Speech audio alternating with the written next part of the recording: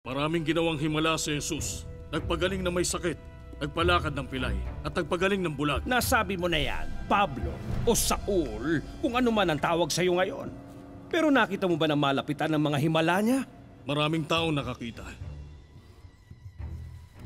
Halatang hindi panig sa atin ang mangkukulam ng gobernador. Dapat mag-ingat si Pablo sa mga sinasabi niya. Nagpupunta sa mga bayan ng mga Kristiyanong ito para mangaral at magsalita. Pero sino sila para turuan ng Romanong gobernador tungkol sa Diyos? Mabibigyan kita ng totoong propesiya, Sergio Paulo. At makapaghahatid ako ng tunay na... Ikaw na anak ng Diablo. Puno ka ng pandaraya at kasamaan, kaaway ng lahat ng mabuti. Hindi ka ba titigil sa pagbalukto sa matuwid na landas ng Panginoon? Maghintay ka ngayon dahil matitikman mo ang parusang mula sa Panginoon. Mabubulag ka at hindi makakita ng liwanag!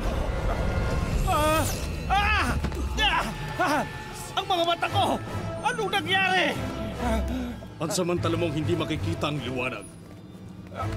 Hindi ako makakita! Nabulag ako! Tulungan niyo ako! Tulong! Wala akong makita!